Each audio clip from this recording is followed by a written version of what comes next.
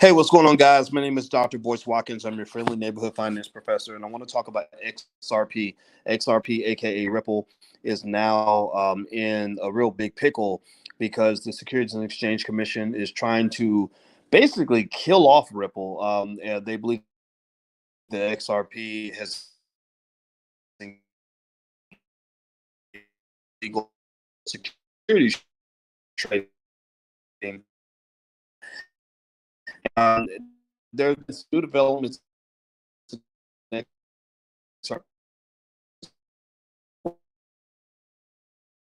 of your for which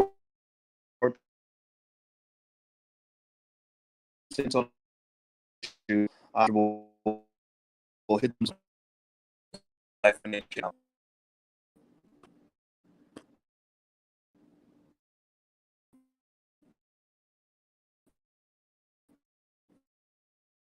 Okay,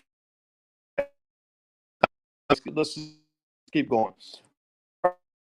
So XRP is out and what's going on in the cryptocurrency basic security rank. What's interesting is that today I went to my Coinbase account and I tried to make some moves to my XRP, and it turns out.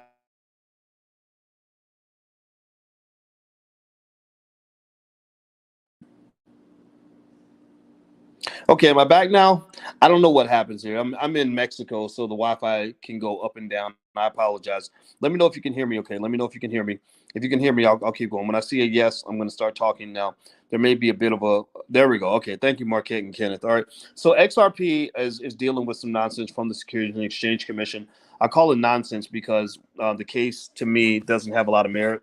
But as you know, based on that crazy stimulus package, the government doesn't necessarily need like real evidence before they actually destroy what you have going on. So here's the situation with XRP right now. XRP, as you might know, is under the suspicion of the Securities and Exchange Commission, who has basically accused XRP of illegal securities trading. And in fact, there was a complaint filed by some XRP investors last year complaining that that the co-founders of XRP, Chris Larson and Brad Garlinghouse, were personally profiting to the tune of about $600 million by selling their XRP during the upswing. So basically, when the prices were going up, they were selling because they wanted to make money. But honestly, to be honest with you, that's what a lot of companies do with their stock. They have what they call information asymmetry, so they know when to issue their shares and when they don't. But that actually begs a larger question. Is XRP a security? I argue that you could actually say that it is, right? I think from an intuitive standpoint, people buy crypto for speculative purposes the same way you buy shares of stock. And they're not buying it because they're using it as a currency to go out and buy bread and chicken and new shoes. They're buying it because they're hoping that the price will go up. So that's all fine and good. But here's the thing. I think that when you look at that critical test of whether or not these cryptos are actually securities or if they're currencies, most of these cryptos pass the test okay. Like it's very easy. You can easily interpret them to be currencies and not securities. And I think XRP fits into that category. I think that there's something going on with this. I don't know what's going on. Somebody made somebody mad because basically the previous SEC chairman actually, who's actually a professor at Stanford University, I'm going to find his quote here. He actually wrote an interesting statement about the whole situation with XRP. This guy's name is Joseph Grunfest, who is a former SEC commissioner who is now in the Stanford Law faculty. He wrote, quote, "No pressing reason compels immediate enforcement action against Ripple." Right. So basically he said there's no reason. There's no pressing reason right now to engage in immediate enforcement action against Ripple. So he's basically saying, there's nothing to see here. But he makes another point, and this is the point I made to you guys in a video before. He says, but, quote, "simply initiating the action will impose substantial harm on innocent holders of XRP, regardless of the ultimate resolution." So what he's saying is that even if they're not guilty, just being accused is going to tear XRP down. Just literally being under suspicion is going to ruin the market value because everybody's going to run. because it makes XRP toxic. An accusation can make you toxic. That's, that goes back to a lot of things happening in our society, whether you're talking about the Me Too movement or I had a friend once. I had a friend that was he was an innocent man who was falsely accused of a crime. And the police came to his job and they took him out of his job in handcuffs in front of all his friends and his coworkers. And then later on, they were like, "Oh, sorry, we got the wrong guy." Well, by that time, his reputation was ruined. By that time, all the people that saw him walking away in handcuffs can't get that image out of their head. So they pretty much felt that he was guilty, even though he was innocent. So XRP is kind of doing a perp walk right now, and it's working. Coinbase just decided that they're not going to trade XRP, and that concerns me because I have some XRP assets in Coinbase, and also some other exchanges have stopped trading XRP. And so let me read the rest of his statement. This is from Joseph Grunfest, former chairman of the SEC, who's now a Stanford law professor. He says, simply initiating the action will impose substantial harm on innocent shareholders of XRP, regardless of the ultimate resolution. Upon learning of the proceedings, intermediaries will cease transacting in XRP because of the associated legal risk. The resulting reduction in liquidity will cause XRP's value to decline. Let me translate that for you. He's basically saying that when you become toxic, don't nobody want to mess with you. Once the people that make markets, you see, for a currency to have value, you need a well-functioning market. And for a market to function well, you need multiple players in that market. You need intermediaries who are willing to help you move weight, so to speak. Right? They have to be willing to be involved in the game. And if they think that this currency is potentially toxic, they're all going to walk away. And when they all walk away, then you lose a big chunk of XRP's value, which is its liquidity.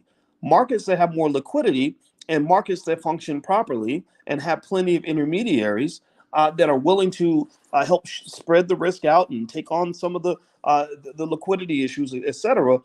That's what adds value to the asset. So basically, what they're saying is, we don't care if you're guilty or not.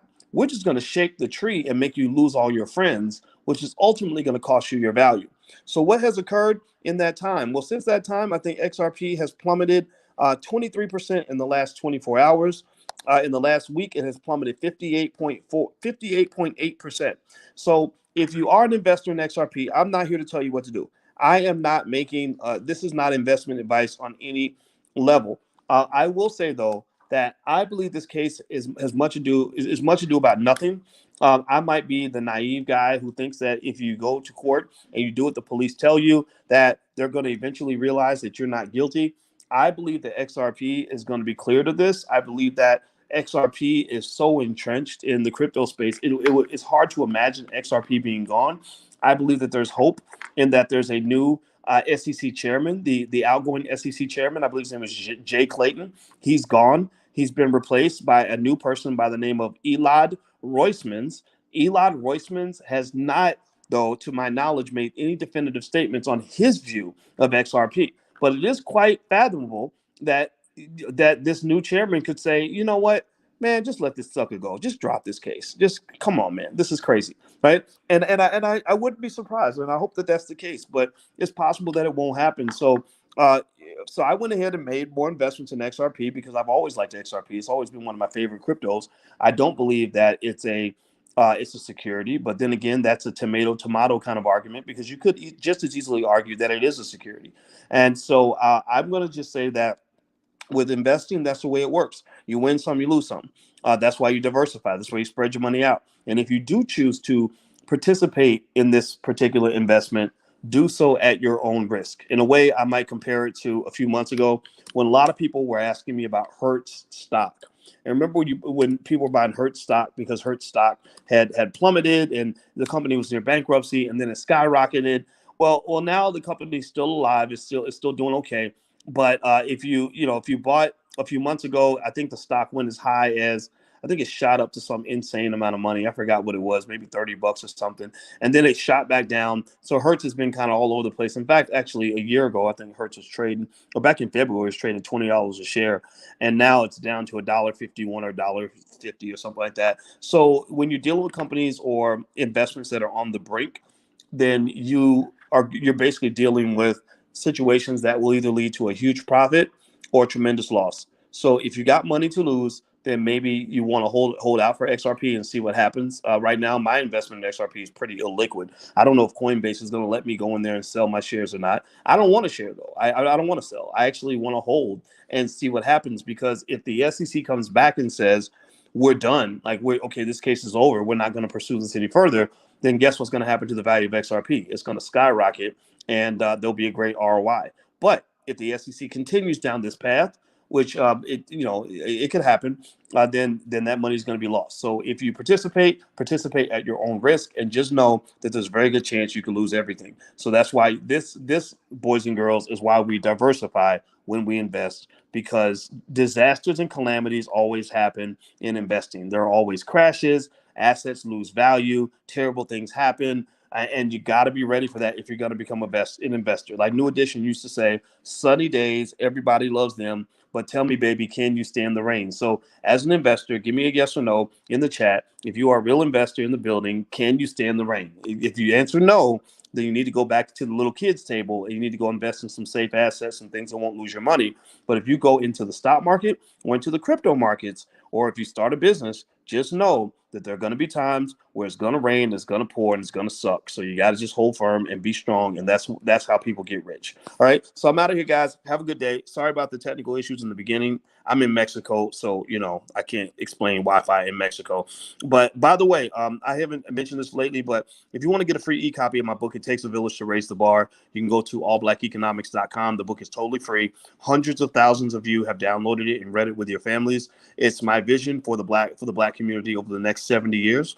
And I really hope you'll take a second and take a look at it. It's about 60 pages, so a very short read, but it's literally my vision for what I think will make us the greatest community on the planet. And I want to implement this by the year 2070. I won't be here when the vision it actually secures itself, but I believe this is what's going to make us great again. So take care, guys. It's allblackeconomics.com. Hit the thumbs up button, share, and subscribe button.